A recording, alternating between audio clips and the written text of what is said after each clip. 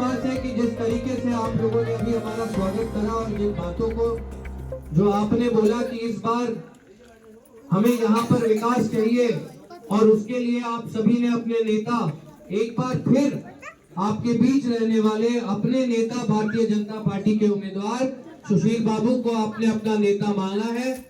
तो वो भी पिछले 15 साल से जिस तरीके से, जिस मजबूती के साथ आप सभी का प्रतिनिधित्व कर रहे हैं, मुझे पूरा विश्वास है कि एक बार 2024 का चुनाव भी जब नतीजा उसका आएगा, वो वापस हमारे सांसद चुने जाएंगे।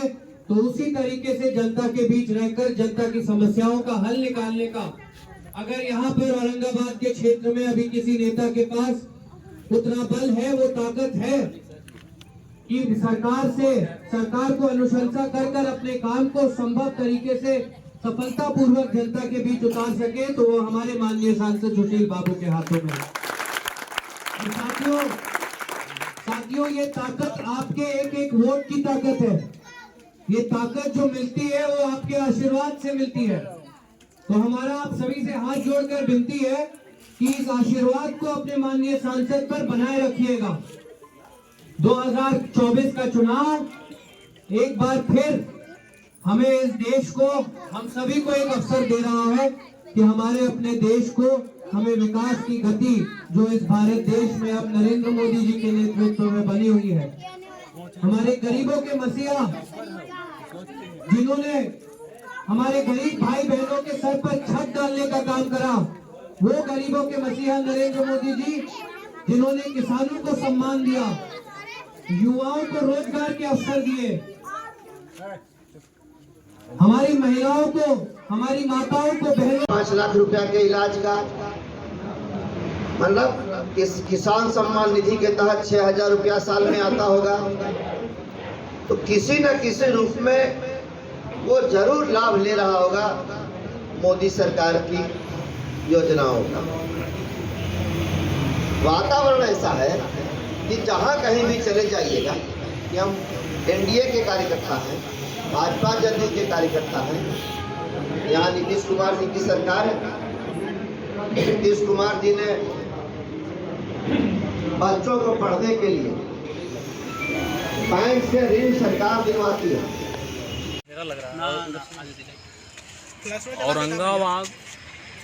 औरंगाबाद सुशील बाबू के क्या स्थिति अभी चल रहा है?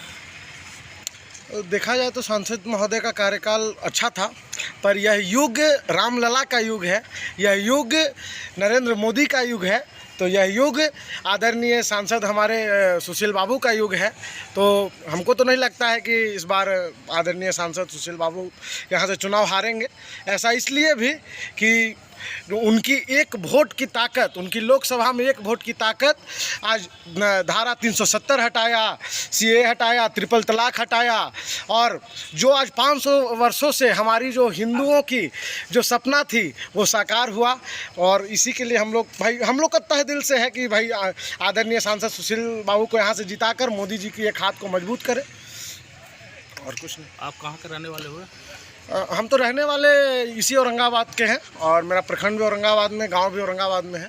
हम ऐसे रहते हैं नगर में। सुशील बाबू के बारे में क्या कहना चाहता है? क्या स्थिति औरंगाबाद बन रहा है अभी उनके बारे में? यहाँ जैसे देखिए, पिछला भी जो चुनाव हुआ था, तो 2019 का भी चुनाव था, सो यहाँ पे कुछ ऐसा अब अफवाह था कि जो है सो स्थिति खराब है, मामला है इस टाइप का, लेकिन ऐसा ना उस समय था ना आज है। और अब जो हमारा मुद्दा है वो जो है सो कि एक पक्ष और भी विपक्ष का मुद्दा नहीं है। आज जो यहाँ औरंगाबाद की जनता, औरंगाबाद लोकसभा की जनता जो अगर माननीय श्री हमारे सांसद सुशील कुमार सिंह को अगर वो वोट देगी, तो वो सिर्फ इनको चुनाव जिताने के लिए नहीं, हमारा जो देश भारत है इसको मजबूत करने के लिए।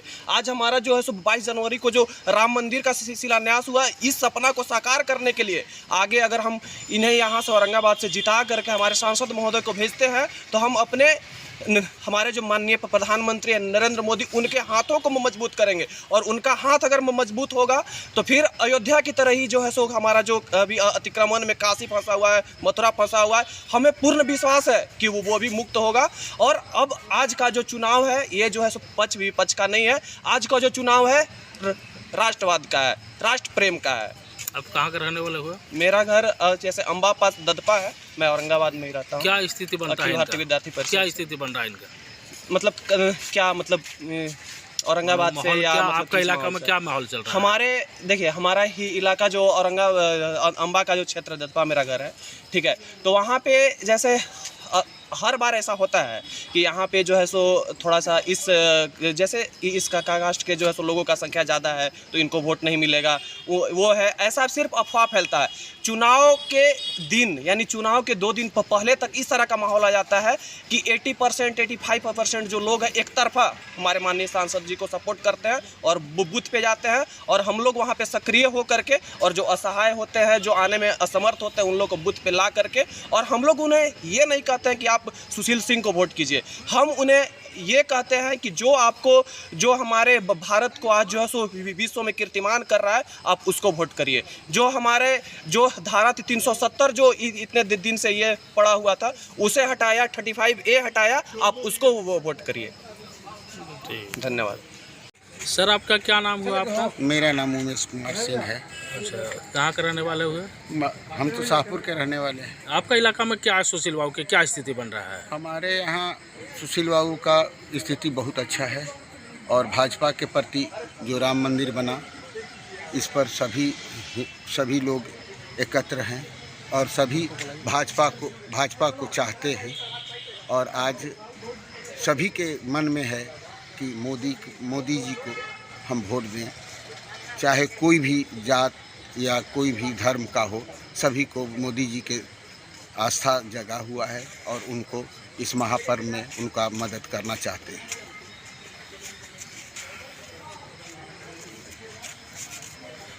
सर सुशील बाबू के बारे में क्या माहौल चल रहा है और कैसा स्थिति हो रहा है? देखिए, सुशील बाबू का माहौल बहुत ही औरंगाबाद लोकसभा में बहुत अच्छा चल रहा है। सुशील बाबू पूरे लोकसभा में 4 लाख वोटों से विजयी होने जा रहे हैं, और जो मोदी जी ने जो 500 राम मंदिर का जो 500 वर्षों का जो मामला फंसा हुआ था, वो मात्र 10 साल में आए और पूरा मामला को सॉर्ट आउट करा दिए। इसी कारण हम लोग मोदी जी को वोट देंगे और सुशील बाबू को यहाँ से वोट देकर मोदी जी का हाथ मजबूत करेंगे। आप कहाँ के रहने वाले हो? मैं औरंगाबाद ज़िले का रहने वाला हूँ। मतलब सुशील बाबू का पूरी तरह से स्थिति अच्छा से चल रहा है। 4 लाख वोटों से यहाँ से वो जीत रहे हैं, और भारत में भाजपा की सरकार 400 पार होने जा रही है। ये कैसे कह रहे हैं कि जैसे 400 वोट से, जैसे कि 4000 से वोट से जीत रहे हैं? 4000 नहीं, 4 लाख कह रहे हैं। तो कैसे जान रहे हैं आप? यहाँ का माहौल ही कुछ राममय हो गया है। जिस तरह से मैं अभी थोड़ा देर पहले भी कहा कि मोदी जी जो राम मंदिर का शिलान्यास किए हैं, उनको देखकर ऐसा बहुत काम है जो गिना नहीं जा सकता है, और उसी का माहौल देखकर सुशील बाबू 4 लाख वोटों से विजयी होने जा रहे हैं।